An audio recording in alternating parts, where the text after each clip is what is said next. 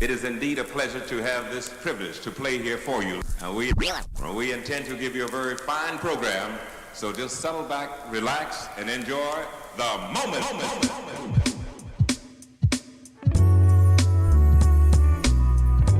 Good morning. Good Wednesday morning. Mic check, mic check. Check 1, 2. Good morning. Good morning. If you're on Facebook, good morning. Let me put this up here. How y'all doing? How y'all feeling? Hopefully folks are feeling good, feeling fine. Yep. Good morning, Captain Glitter.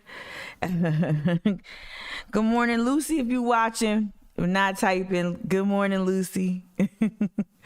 Yeah, I feel good. I feel like the best feeling I've had in the morning in a minute. What up, D Bartlett? Good morning. Good morning. I felt rested. I feel really, really rested. Shout out to my homie B-Man, because I feel rested. We got some interesting news that to get into yesterday. The solicitor, Ninth Circuit Solicitor Scarlett Wilson. Y'all know I'm not a fan. Ninth Circuit Solicitor Scarlett Wilson disappoints again. But as we look to our sister state, I guess, to the north in North Carolina, you look at what's going on with the Andrew Brown case. None of this is none of this is really surprising. Law enforcement will definitely try to sidestep accountability, will definitely try to avoid holding their own accountable for the most egregious deeds. And so what we're seeing is no departure from that.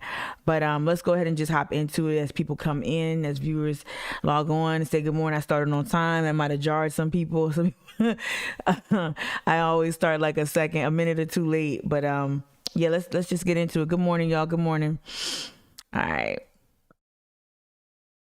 Okay, Streamlabs updated. Good morning, Meg. Streamlabs updated this morning, so hopefully we'll be good to go. Let's go. All right, so this is the weather for today. Shout out Charleston weather. I'm holding a lot of space in my heart for folks in the Delta. I've been interviewing some amazing activists and movers and shakers and builders down in Louisiana, on the Gulf Coast. Folks who've been advocating since Katrina, since before Katrina. I've had the pleasure of just speaking to a lot of amazing people who are connected to not just African American communities, but indigenous communities down in that area. And the weather that they're experiencing is so heartbreaking. And also, Texas, Louisiana, it seems like it doesn't stop. So as I'm looking at our weather here, we're enjoying a gorgeous week. Hurricane season is upon us almost, well, nearly on June 1st. So I'm just thinking about folks right now. This is a really tumultuous time of the year for us in the South, especially us who live near water, right? So this is the forecast for today. High 81 degrees. Y'all take it easy, all right? Let's hop into our news. I was perusing the Post and Courier nice and early, especially this story. This is what we're going to get into. We're going to read this a little bit and break it down. Yesterday's statements came out. I might read from my phone because some folks that I'm in community with sent screenshots of the statement, in a concise fashion. I might do that. But let's take a look. Let's go back to the digital edition. Here we go. So this is the digital edition of this morning's Post and Courier. Prosecutor says she's committed to a thorough investigation. You know, y'all, this is we're I don't need to tell you this. We're in May. This stuff happened in January. I'm still crestfallen and in disbelief at the fact that the family attorney didn't request an independent autopsy to help challenge some of the assertions being made by the solicitor, not just in this recent news, but also in previous weeks before the tape was released to the public. I think that this is how I know not only that the lawyer that has been, and again, I'm trying to be respectful, but I want to want to just focus attention on Mark Pepper and his leadership on this case, and why I am challenging it.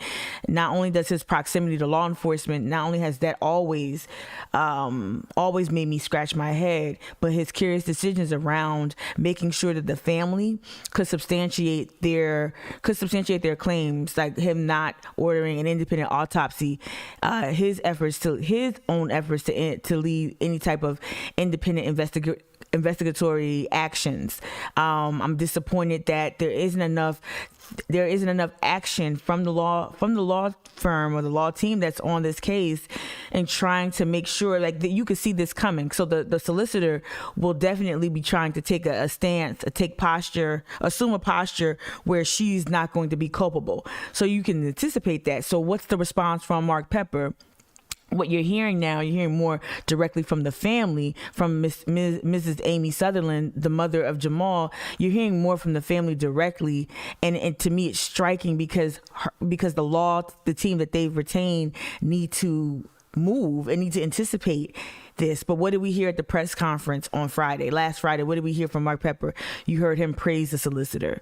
So if your lawyer is representing you, right, and they're fighting for justice for you and your late son, how can he praise the solicitor and hold the solicitor accountable and challenge the solicitor? I don't think you can do those things. And that's why I've been very vocal, very critical about Mark Pepper, because I believe he is actually working to try to serve two interests. He's trying to maintain his relationship with law enforcement, maintain his relationship with folks like Al Cannon, the mayor of North Charleston, Mayor Summy. I think he's trying to maintain those relationships that he's had that have been in place for years. And I think that you can't support the family, you can't advocate, you can't fight, you can't get justice for the family if you're also still trying to maintain interest. But let's hop into it real quick, and then we'll hop into the front page. Whatever. Let's look at the front page. It ain't nothing. As per usual, there was an interesting story over here to the right. Little River resident indicted in Capitol riot. We'll get into that. I think there's some videos on YouTube that will cover the news, but let's just get in here real quick, and then we're going to hop over to YouTube. And on YouTube, what we'll do is listen to some local coverage on what's going on in Charleston around this Jamal Sutherland case, right? So this headline here, written by Gregory Yee about 13 hours ago: Charleston County Solicitor responds to calls for charges in the Sutherland case, in Jamal Sutherland's case, right? Picture from the rally from the other day.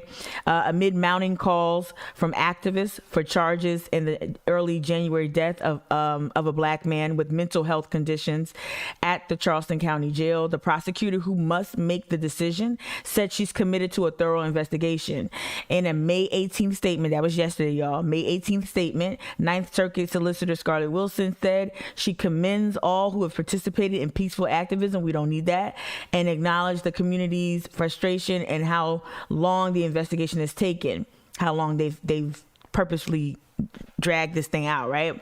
The statement comes days after Charleston County Sheriff Kristen Graziano released surveillance and body camera video that showed deputies trying to force 31-year-old Jamal Sutherland from his cell on the morning of January 5th, right? Your real quick key timeline observation. Shout out to my fellow organizers in the Justice for All Coalition. Someone pointed this out yesterday in a flurry of text exchanges or message exchanges, that this case also benefited from the insurrection on January 6th. And sometimes you forget that. So if you go back to January, this happened, and then the insurrection came, and that just dominated not just local news, because we had caravans of white supremacists leave South Carolina and head up to DC, right? But they definitely benefited from all of this mishigas going on with these white nationalist terrorists, right? Including Tyler Bessinger, who went and participated in the insurrection and came right back to Charleston and faced no punishment. Also Corey Allen Whittington, a known known felon and someone known to break into cars in Somerville and other places. He also participated in an insurrection and came back, but at least they got the guy from Little River, I guess. All right, just wanted to just do something for the timeline. That was the timeline right there, okay? So January 5th, we lost Jamal Sutherland, and then January 6th happened, and they could drag their feet a little longer. All right, Sutherland was arrested the night before after allegedly getting into a fight at Palmetto Low Country Behavioral Health, the mental health facility where his parents checked him in for treatment of his bipolar disorder and schizophrenia symptoms. He was scheduled for a bond hearing on one count of third-degree assault and battery, a low-level misdemeanor. Absolutely low-level misdemeanor that morning. I want to get to the point where she's talking more. Okay, here's some more from Wilson. Aside from Sutherland's family, there is no one more disappointed and frustrated than I over the length of time. I doubt that, Scarlett. Over the length of time it took to obtain an autopsy report and a completed SLED investigation. We already know what that means. So this delay in the autopsy report, SLED, hiding behind SLED, we already know that SLED is not something to be trusted. We know that there are huge concerns with SLED in terms of how independent any of their investigations can be, given that the fact that they are investigating their own colleagues, they're investigating their own former colleagues in many instances, as reported by the Washington Post. Okay, all right. So she said she's so disappointed that it's taken 5 months. The solicitor said she got SLED's report on April 30th. I think all of these things are strategically placed at certain times. I think the Brian Hicks piece was timed to line up with some things. As we learned last week, there was an NDA. This is highly unusual. I want to let y'all know that it's unusual. Yes, families sue police departments and governments all the time over the extrajudicial killings of their loved ones or family members, right? And never had I haven't, and I asked some people. Let me not act like I've asked like 100,000 people and law professionals, but I find it very unusual that there was an NDA in place and the date where the NDA was no longer in place was May 13th. That's the day that they released the video late in the 11 o'clock hour, or close to the 11 o'clock hour that night, right? And so all of these things to me were strategically placed and strategically planned. I don't think that, it was a lot of there was some hiccups along the way. I don't believe any of that. I think all of this was planned. I think that Mark Pepper helped to drag this process out to buy his friends Scarlett Wilson time. I think Mark Pepper is complicit in buying time for what's up, Jason Jones on Facebook. Good morning. I think Mark Pepper was complicit in trying to stretch this case out. And so that not only could Scarlett Wilson get cover, but also Mayor Summy could get cover, and so on and so forth. These are the interests that Mark Pepper has served for years, and we need not forget that relationship between Mark Pepper and law enforcement. All right. So she says she's disappointed. Jason, let me see what you wrote. Okay. Okay, you just talking about Twitch. Yeah. So, she said she's disappointed. She's acting like she doesn't know why all this happened. The report from SLED was released on April 30th. She intends to meet deadlines set under her office protocols for investigating law enforcement use of force incidents. Y'all know that? Y'all know I've been use of force. Come on. This is a big issue in this region, in the low country. We're going to see use of force be a problem. I guess I would hypothesize that the preliminary findings, which will come out, I think, mid-June from the North Charleston audit findings, right? The CNA audit, again, cops auditing cops or whatever. But I'm sure you'll find some preliminary, in the preliminary discussions and the preliminary findings, I'm sure you'll find use of force as an issue there as well, especially in North Charleston, right? All right, so she's going to follow all the protocols, yada, yada, yada. What really pissed me off about this was the pathologist's findings. We heard earlier, right? Last week, we saw the pathologist say that, Jamal Sutherland's cause of death is undetermined, right? And then in this recent statement from Scarlett Wilson, we see her say that the pathologist is also, let me see if I can find it. Yeah, here we go. In order for, let me go up some more. Okay. All right, here's a solicitor called the videos released last week disturbing, right? Then here it says, in order for the state to hold someone criminally responsible for another's death. Listen to this, y'all. In order for the state to hold someone criminally responsible for another's death, the state must prove unlawful conduct, which was the proximate cause of death, right? So we have to prove that. Now that's the burden of proof, right? But then when you got a pathologist saying that it's undetermined death, no independent autopsy ordered by the attorneys on behalf of the families. So we don't even have another medical official that can challenge the findings, right? Because they go on to say that they didn't see any signs. We're going to get into that. We're going to get into what the pathologist said. But so that's the hurdle. Scarlett is telling you the hurdle is you have to prove these things. This is the standard. But now you're going to see the solicitor come in and say, oh, we didn't meet that. That wasn't met. That standard wasn't met, so there's no charge, because they know that's what's coming. They don't want to charge these deputies. So they've already got the pathologist on the record saying it was undetermined cause of death, and all of that. Let me hop over to YouTube and let's play some breaking news about the case that kind of clarifies a little bit better than me. Let me get some journalistic assistance here, okay?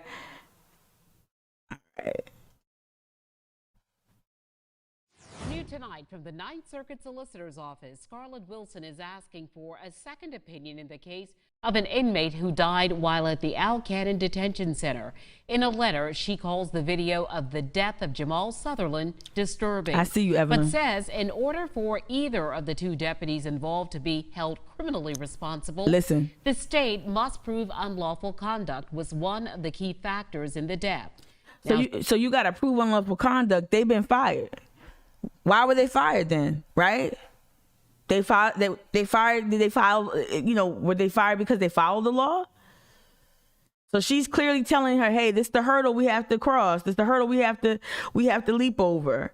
She's setting you up for her imminent inability to find the proof that substantiates that it. To me, it was unlawful. To me, this is why I think this is unlawful. Not only is it unlawful, it's unethical. Now, granted, I don't have access to laws and penal codes and all of that, right? And I'm not a lawyer. But to me, I don't understand how someone who is documented for having schizophrenia and bipolar disorder, who's clearly in distress, who asked multiple times in the video for medical attention. I don't know how it's lawful to then agitate those symptoms. Shout out, Stephen. I see you in the Twitch chat, Stephen. Good morning. I'm going to get to it. I don't see how it's legal to spray someone with something that's going to, at the very least, exacerbate his condition and then tase him for a hearing that you could have just postponed. I don't see how that wasn't seen as excessive, because we saw in other reporting that the pathologist and Scarlett Wilson both say that his extraction from the cell was not excessive force. You got to be kidding me. You got to be. So how in one breath can you say you're disappointed and the video was disturbing, and in another breath say, oh, there's nothing wrong though? There's nothing wrong. There's nothing. They just walk. What do you mean? They just linked arms. They just linked elbows and walked him out? No, they agitated him. He was already agitated because he was in a place. He was in a facility that could not meet his medical needs. Y'all saw the cell. You saw the window. You saw the holes and the things stuffed in. You see what he was housed in. How is that supposed to help him calm down? How is that going to stabilize him? You just expected to take this man to court, to a bond hearing since you got him from NCPD, he was in distress. You never gave him medical attention, not the medical attention he needed. To me, you withheld medical treatment to me right then and there. That's a problem. That's excessive. That's akin to torture. That's on some Guantanamo Bay mess. Seriously, you're depriving this person of things they need to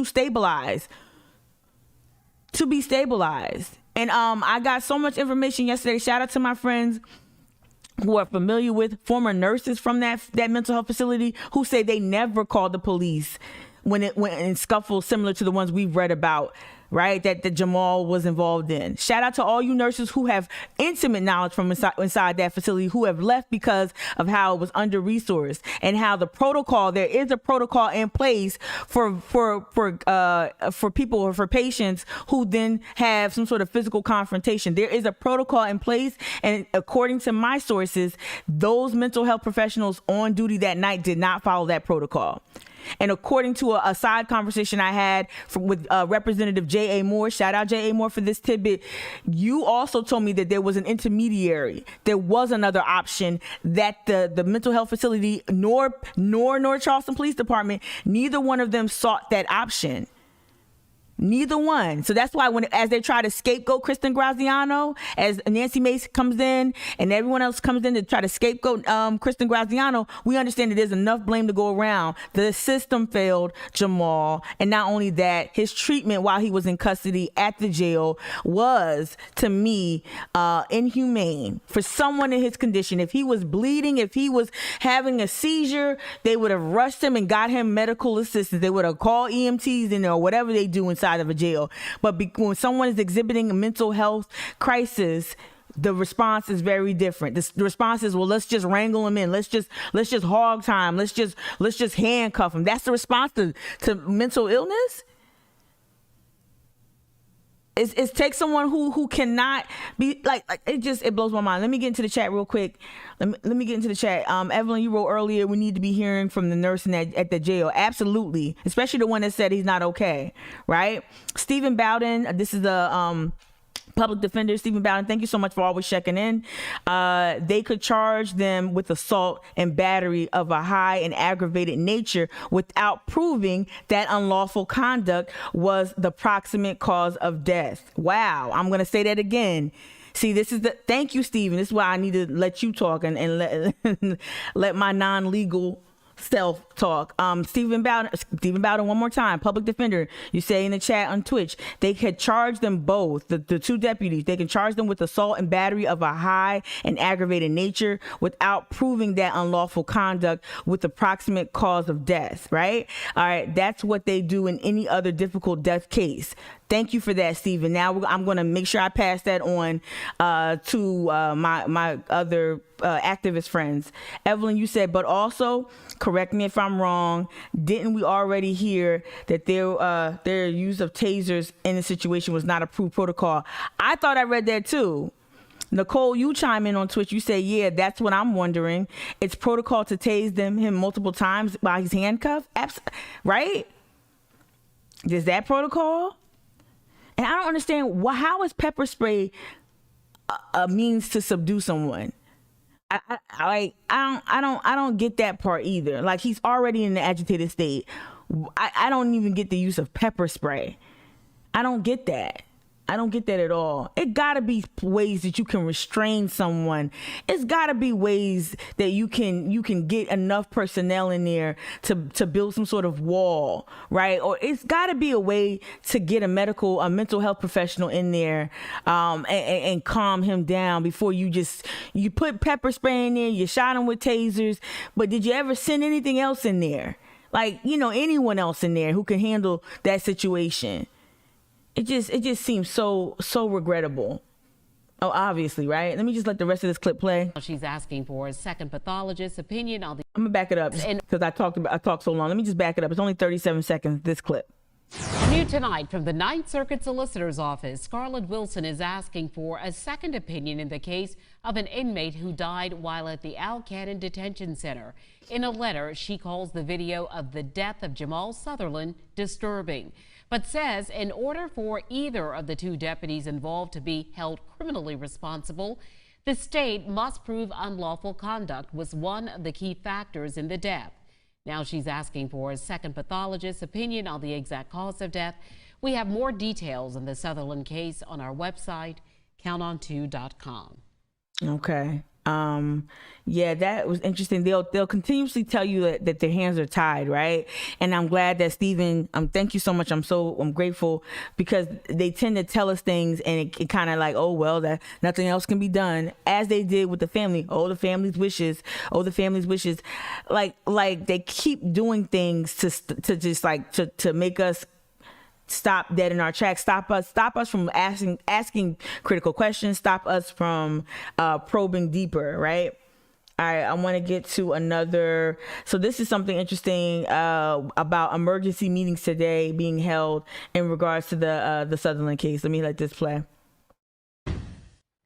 Two Lowcountry lawmakers will hold an emergency meeting today to discuss the in-custody death of a Charleston County man at the Al Cannon Detention Center back in January. News 2's Amaris Jenkins is live for us from North Charleston City Hall, where that meeting will happen this morning. And Amaris, lawmakers have been very vocal on Jamal Sutherland's death investigation since this all started.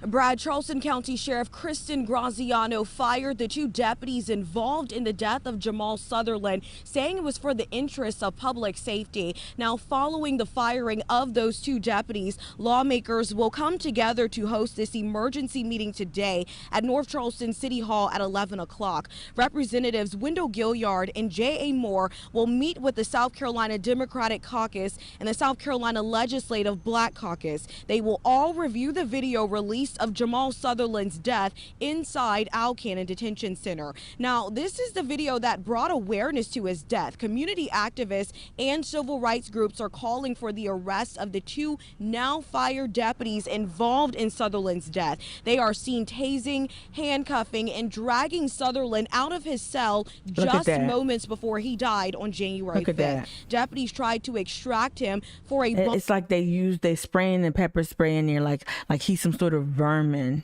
right? And he's definitely not. I'm not saying he is. I'm saying that's what it looks like. Like that's what you would treat some sort of animal or something that you wanted to get off your property or out. Like it's just so inhumane. That person was in need of help, and your response is pepper spray and tasers. And let me just let it finish. Bond hearing and Representative. No matter who you are in the state of South Carolina, no matter where you are, what group you belong to, what race, ethnicity, sexual orientation, whatever the case, you are a human being and you have a right to life. Sheriff Graziano says policies will continue to be reviewed. Ninth Circuit Solicitor Scarlett Wilson says she will bring justice to the Sutherland family. Live in North Charleston, Amaris Jenkins, Count on 2. So she says she will bring justice. What is that going to... I'm very intrigued with what that looks like. I'm extraordinarily intrigued on what justice looks like to Scarlett, to Solicitor Scarlett Wilson. Let me hop over to Live 5 News and see. Let's look at their coverage of the solicitor's most recent statements. I know it's gonna be an ad, y'all. Let's see. We can hit mute.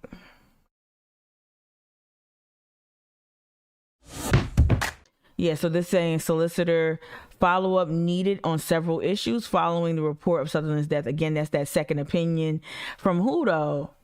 And again, this is where the lawyer dropped the ball. The solicitor investigating the death of Jamal Sutherland in the Charleston County Jail says there are several issues that she needs to follow up on in this investigation. Sutherland died in the jail nearly 5 months ago.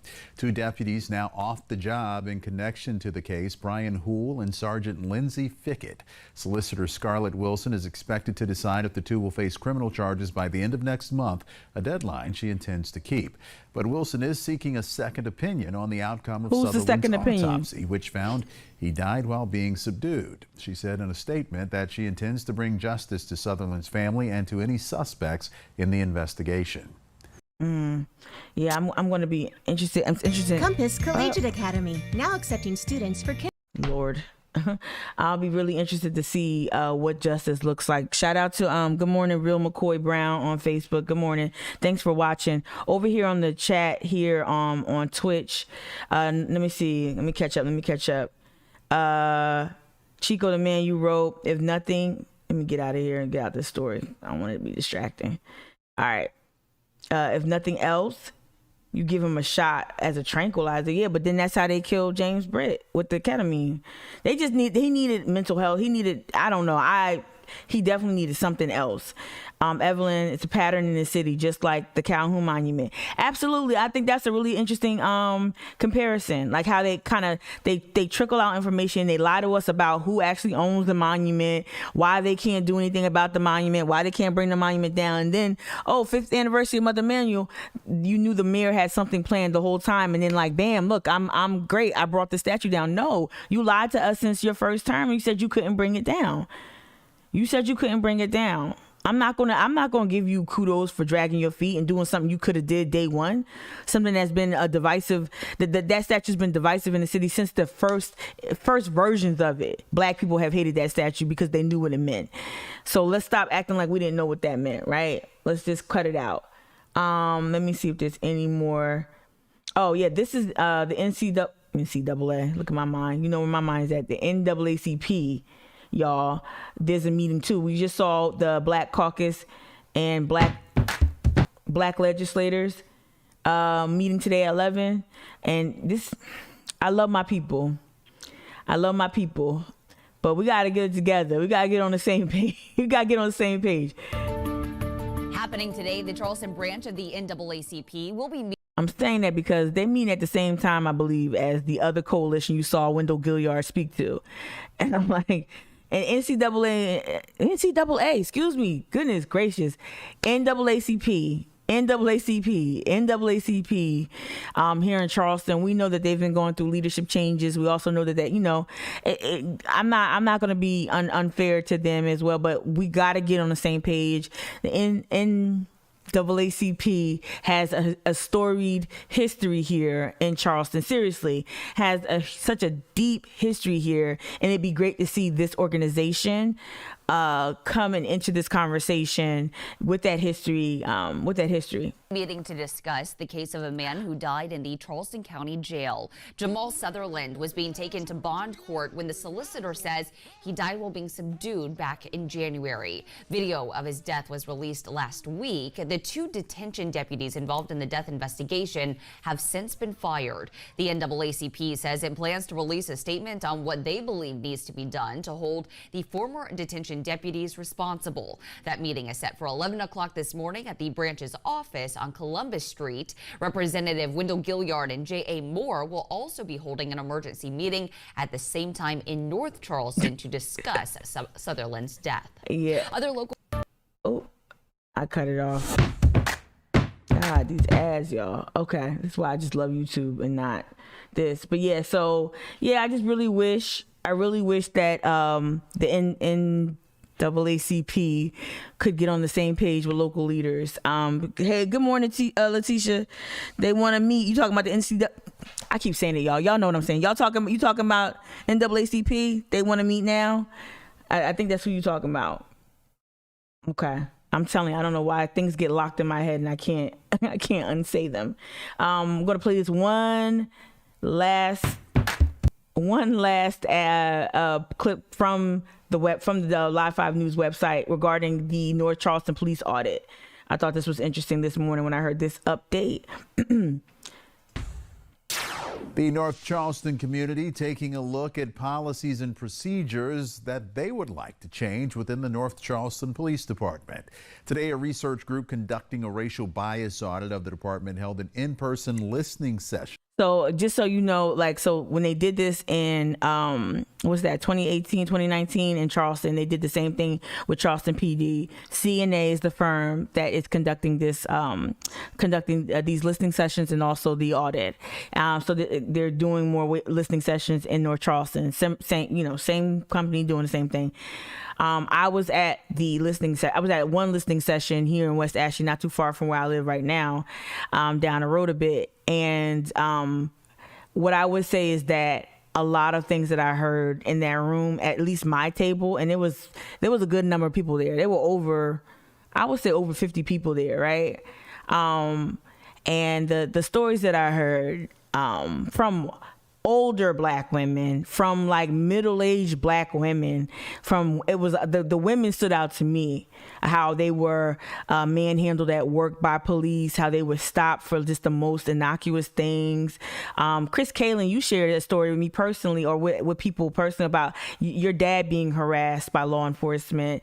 The listening sessions to me are probably the most important piece of the audit, because you get all of that real, and it might feel anecdotal, but it's real. These experiences people give voice to. But I felt like largely it was a venting exercise, because, well, it went into the audit. I'm not going to say it didn't. Though that testimony did go in, but it wasn't like there was anyone recording anything, which was good, because you knew when people recorded. But at the same time, like, how do you take that evidence? How do you take that anecdotal evidence and translate it into data?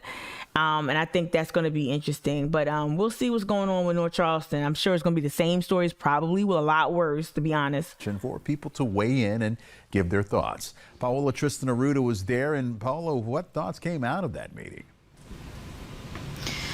Raf, training, trust, and community engagement, those were some of the main points community members are trying to get across about what needs to change within the police department. And they say this audit will be the key to do that.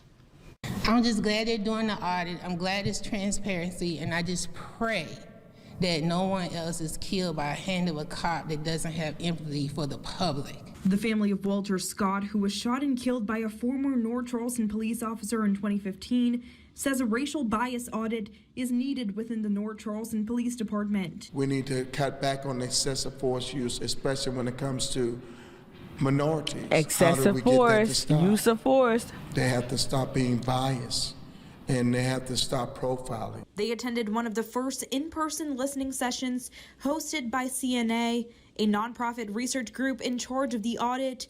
A nonprofit research group comprised of former law enforcement officials. This ain't the Red Cross, y'all. This ain't the Girl Scouts of America. Okay. Like, that's the thing too. They'll position it because they'll have a lot of women personnel conduct the listening sessions. Again, in my experience, there were a number of women that were very instrumental in the facilitation of the conversations. So it gives you the feel that this is just a nonprofit. It's comprised of former law enforcement officials that just wear knits and cardigans and khakis instead of, Kevlar. The group says the goal is to hear from the community and gather other data to come up with feasible recommendations the department can implement. And so far, they have gotten a lot of comments from the public. So some of the things we've been hearing is some real concerns about racial disparities in the execution of police activities. That's something I think that we're all very concerned about across the country right now. And so not surprising, we're hearing about that in North Charleston as well. North Charleston Police Chief Reggie Burgess says they have been consistently working to train officers on recognizing racial bias and creating more trust into the community. Things he says has always been important to him. As the chief of police in 2018, my whole goal was to prepare the department to be able to understand the different cultures, the different communities, how people are different. The chief says he wants to hear more about what the department could work on. If it's something that we need to work on and be better, we'll get better at that with CNA. If it's something that we're already doing that's good, I want to get even better at that. Tomorrow, CNA will host a session for young people and one for the Spanish-speaking community. They tell me they hope to have a preliminary report ready by mid-June. Reporting live we'll in the look newsroom, out for that preliminary report. Arruda, Live 5 News. Yeah, we're gonna look out for that preliminary report. It's no secret that. Oh wow. Yeah, we're gonna look out for that one for real. What is this story? SC man charged for pointing a finger gun. Okay. I'm going to skip over that. So we covered this. We covered the latest here. The solicitors, very weak, very milquetoast response. Evelyn, you said disparities. Evelyn on the Twitch, you said disparities in execution of police duties. That's a strange way to put that. Absolutely. Poor choice of words for sure. I don't get it at all. Let me see if there's anything else from. We also there are other news. regarding some other things, of course. I know Lindsey Graham is coming to a pro-Israel rally. So it's just so interesting.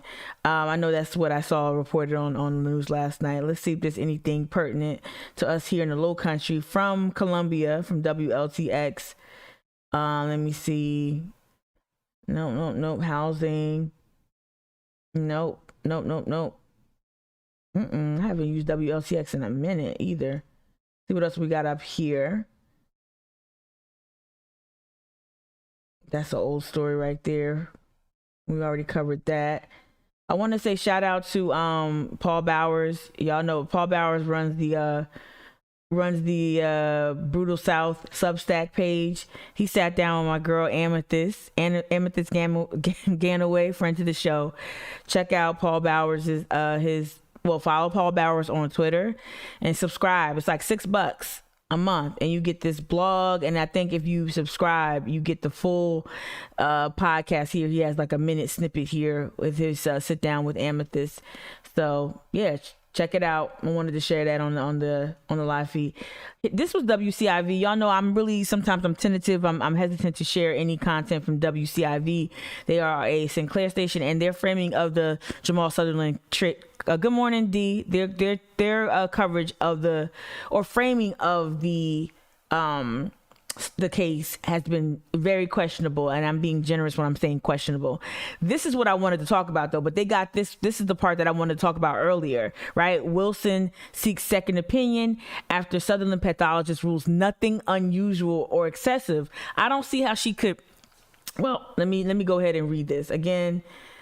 Just know Sinclair station. I'm going to blow it up a little bit larger so we all can read it. Okay. It says, Solicitor Scarlett Wilson responded Tuesday to ongoing demands for criminal charges against law enforcement officers connected to the death of Jamal Sutherland, a mentally ill black man who died in the Charleston County Jail. In a prepared statement released a day after concerned locals marched in protest to their office demanding justice, Solicitor Wilson announced she's seeking a second opinion from a pathologist, hoping to gain a more definitive ruling on whether or not anything criminal took place leading up to Sutherland's death. Wilson says her decision to seek a second opinion comes after she was left with many questions. She was left with many questions? Girl. She was left with many questions in response to the ruling of the pathologist who conducted Sutherland's first autopsy. Sutherland, a bipolar schizophrenic, died January 5th. 2021 at the Charleston County Detention Center after being pepper sprayed twice, then repeatedly shot with a stun gun by 2 deputies. Video released Thursday, May 13th by the Charleston County Sheriff's Office shows Sutherland was tasered at least 6 times. We're going to keep going. In an autopsy following Sutherland's death, Dr. J.C. Upshaw Downs ruled there's no evidence of anything unusual or excessive. This is what I was trying to find earlier. The Dr. Upshaw Downs ruling that there was nothing unusual or excessive. Again, you watch the video. It was extraordinarily excessive. This person was in mental health distress. He needed help. I don't know why the stigma that mental illness has, it leads us to think that when someone is acting in the way that we've observed in that video, observed from Jamal, we think that that's something dangerous or like something to subdue as opposed to something that we need to treat. Right. I just really wish that he got the compassionate care he deserved. And again, I'll have more information from people who used to work in that mental health facility. There's more details coming out about the protocols, about what they used to adhere to when they were there. I'm going to find that evidence. I'm going to find that information and keep talking to the source that has made themselves available. So they did not follow protocol. And I also want to talk more in another live stream about that intermediary that should have arrived at the mental health facility instead of, even if North Charleston PD arrived, they should have known to alert the proper people. All right. In the chat, Evelyn, you says, okay, 31-year-old man just died. Yeah, for no reason at all, right? Right? And that's the thing, like, nothing excessive. He died in custody. I don't understand how you can write that in your paper with a straight face. Nothing excessive. He died. He's 31 years old.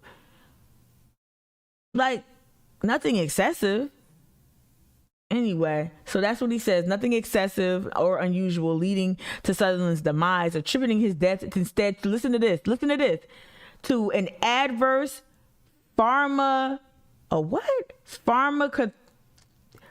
somebody say this, break this down to me phonetically.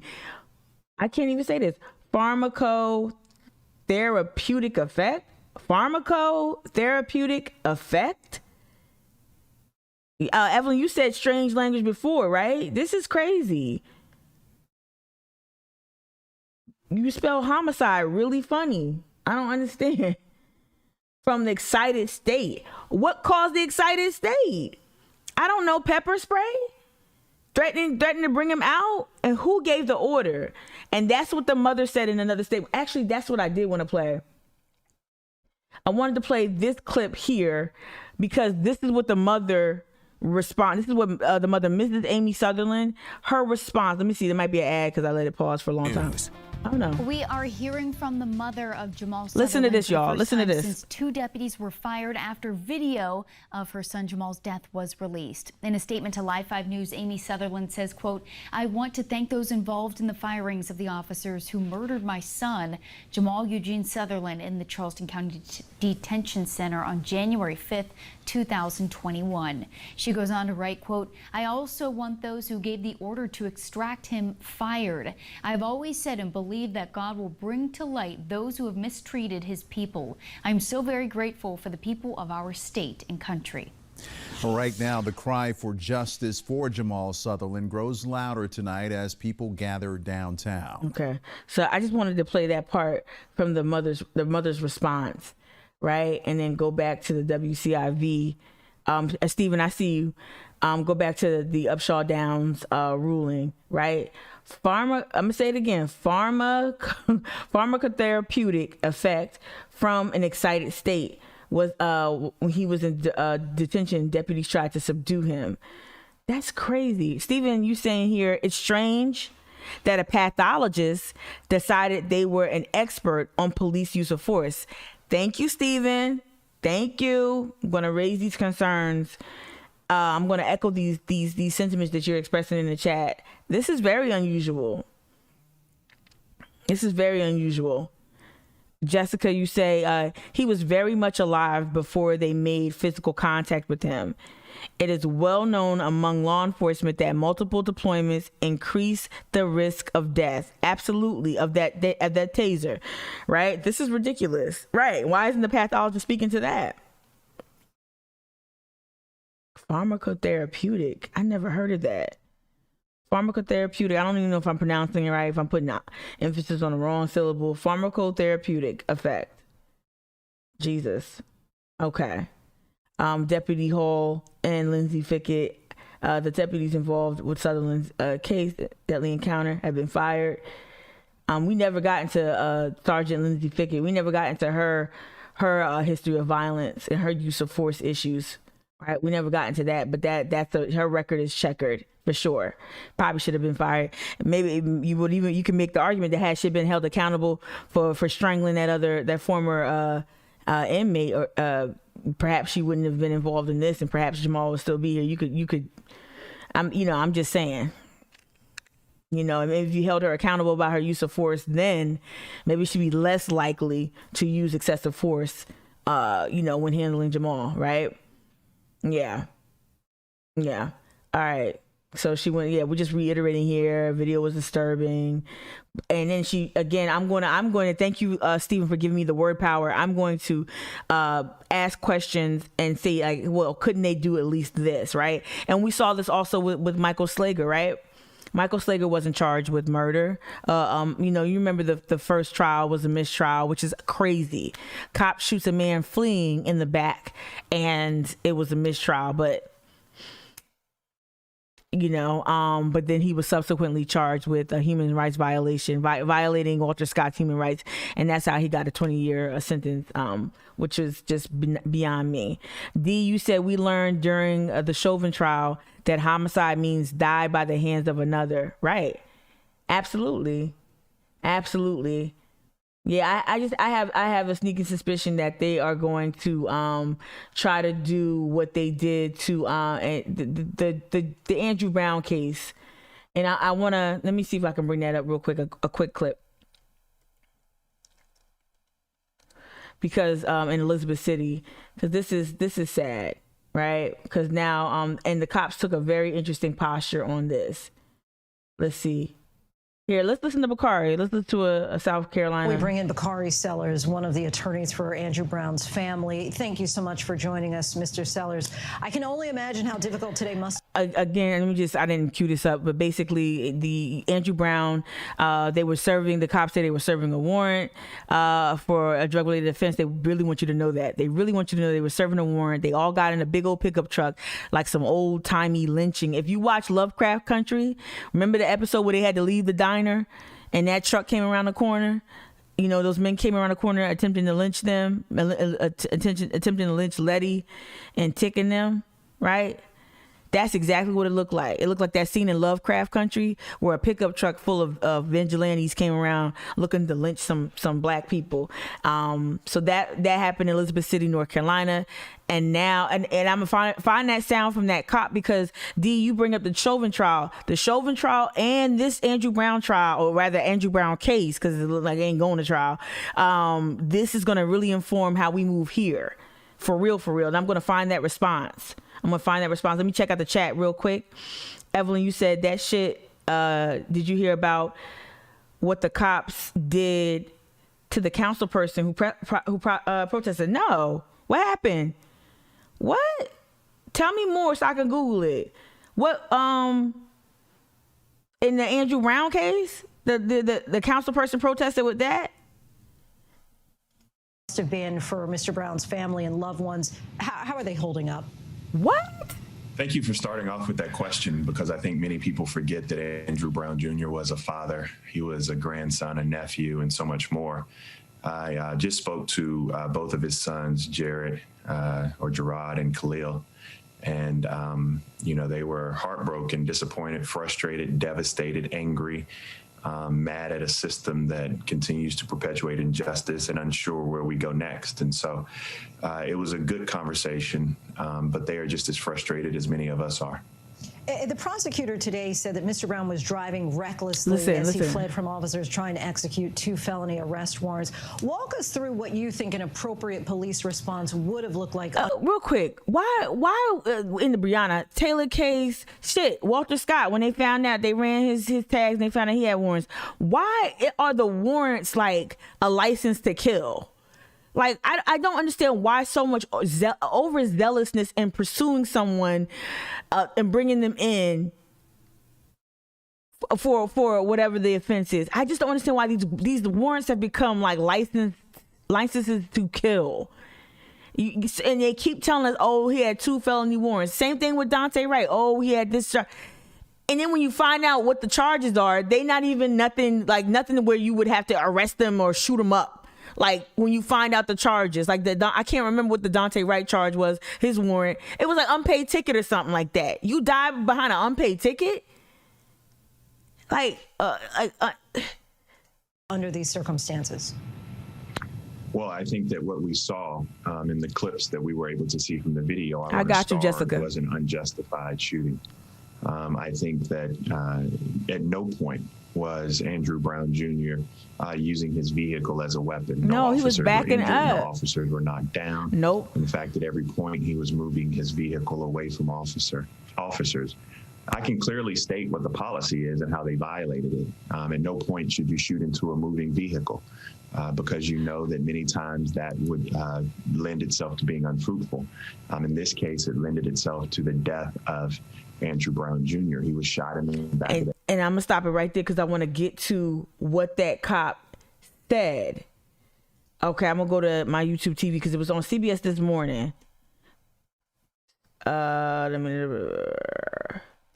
was on CBS this morning, real quick before I YouTube TV. On CBS this morning, one of the opening segments, the press conference, it made my stomach turn how bold and unrepentant that this law enforcement officer was.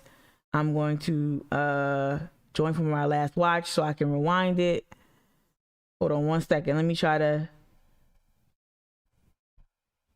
YouTube TV be like, it's streaming. I'm probably about to. Plus, Mark Phillips looks at the push to make your. I'm probably about to knock my stream out. I be trying to do the most. Streaming is very intense on your equipment. Let me see if I can find the story. Cause it was just like, oh, you want to be, oh, you above the law, huh? So you can kill with impunity, huh? Let me see if I can find it.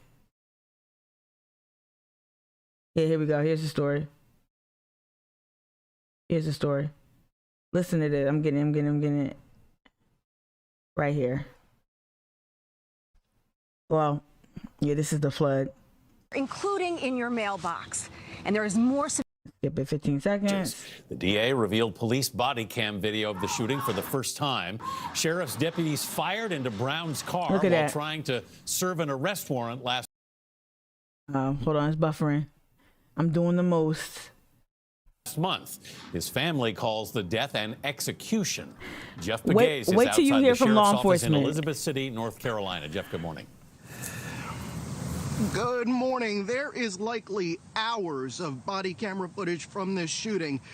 And whether we eventually see that is going to be up to a judge. But yesterday, the DA here released what he believes is the critical 44 seconds. And he released video from 4 different body cams. We want to warn you that what you're about to see is disturbing. Body camera video shows heavily armed deputies sitting in the back of a police pickup truck.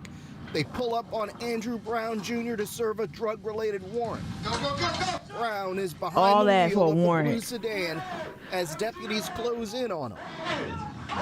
Brown then backs the car up and turns to the left, away from officers. Deputies open fire, and the car speeds away before crashing into a tree. District Attorney Andrew Womble says Brown's attempt to flee made his vehicle a deadly weapon. Mr. Brown's death, while tragic, was justified. Look at this. Because Mr. Brown's actions caused 3 deputies with the Pasquotank County Sheriff's Office. And they're going to pull this here. They're going to pull this here. They're not going to use this language, but they're going to pull it here. Brown's car made contact with one of the deputies. In total, they fired 14 shots, hitting Brown in the right arm and the back of the head. Brown was unarmed. You're saying he was threatening them, but then he's backing away, and it's the officer going for the car. That is a threat. Listen. And I don't care what direction you're going. Look. Forward, backward, sideways. I don't care if you're stationary. Are you serious? You don't care if you're stationary. And neither do our courts and our case law. The district attorney's press conference was an attempt to whitewash the unjustified killing of Andrew Brown Jr. Ben Crump, one of the Brown family attorneys, says Brown was trying to drive away from deputies and pose no threat. The most cowardly thing you could ever do is shoot a person from behind where they're not posing any threat. Let me just say this. If a group of men armed like that jump out of a truck with long guns, I'm going to be scared shitless, and I'm going to probably hit the gas pedal myself. All of that manpower to serve a warrant is ridiculous. These are men who think they are warriors. We learned this from the insurrection. These are people, these are law enforcement who probably come from military and have some sort of, I don't know, but they have this warrior mentality where anyone who's not in their uniform is an enemy combatant. That is crazy. It is crazy. I'm gonna read this. First of all, I'm gonna go back to Jessica. Your comments in the chat over here in Twitch. A North Carolina city councilman. Oh, this is about the city councilman. A North Carolina city councilman says cops urinated on his business in retaliation because he joined protests demanding police release body cam footage of Andrew Brown Jr.'s fatal shooting. Oh my God. Gabriel Adkins, who is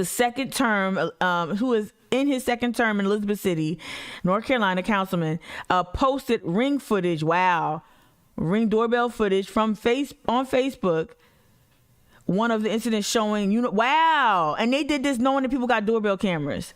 A uniformed officer peeing on his funeral home business. A uniformed officer. Wow. All right. Crazy.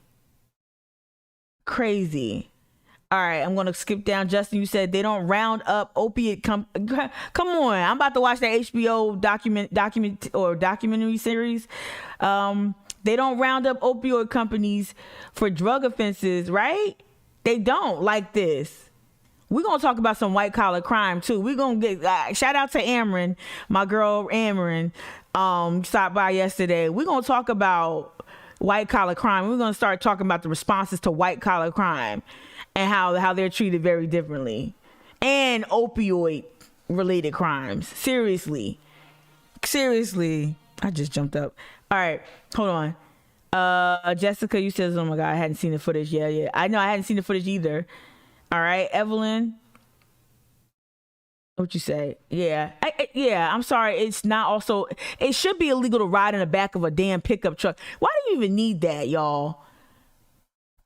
This is crazy. Yeah, I'm glad that I'm not happy that you all have to see this, and I'm not happy that you all are reacting the same way, but it makes me feel less crazy because the way that these prosecutors will try to gaslight you into thinking, oh, this was justified, this was legal, and this is a reason why I'm showing this case is because you know they're going to borrow a couple of tricks from this and apply it to Jamal Sutherland's case. You know it's coming. Anticipate it.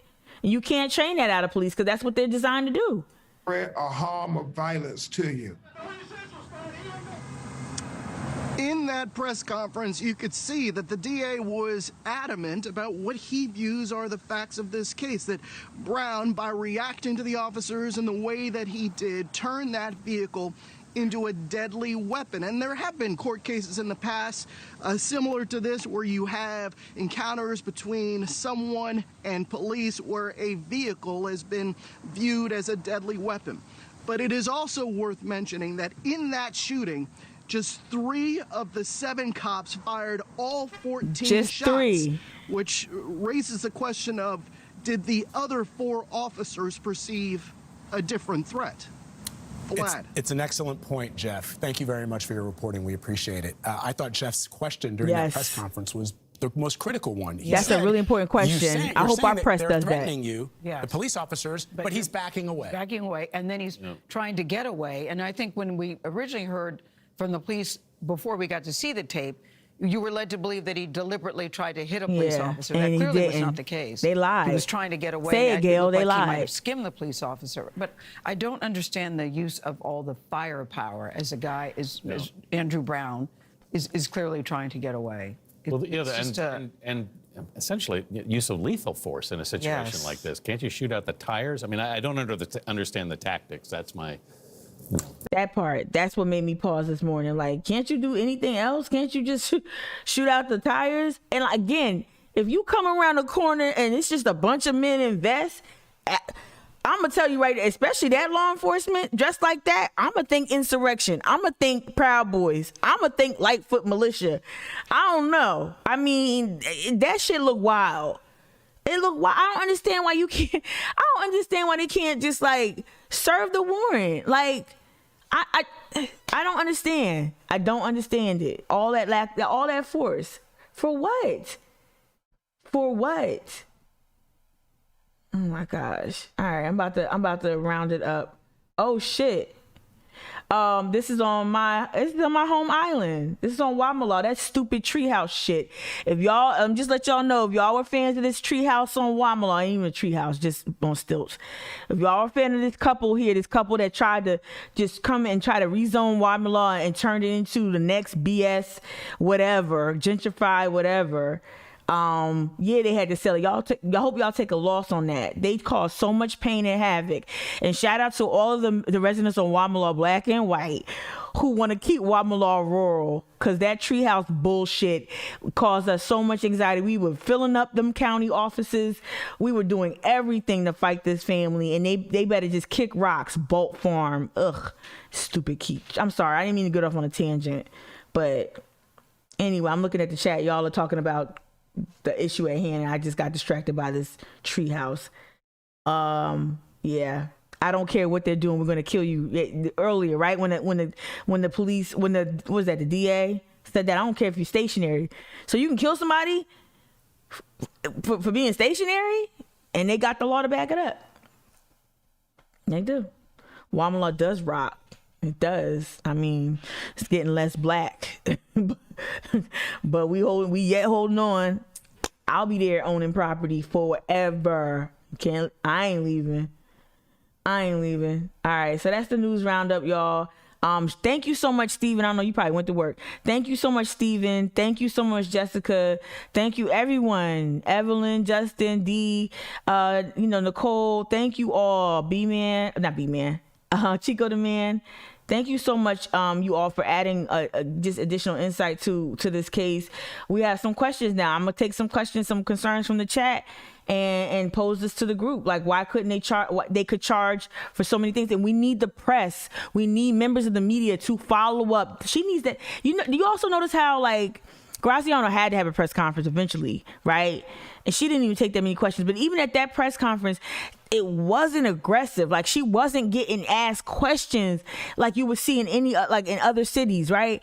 We've got to, the press have to ask critical questions. It doesn't have to be a combative situation, but we need to ask follow-up questions. And just listening to you all in the chat, there's so much that we could question of what's been released, especially the pathologist and his, his statements of why he's being asked questions or why he's being asked to submit opinion about cops' use of force. Thank you, Stephen, for that.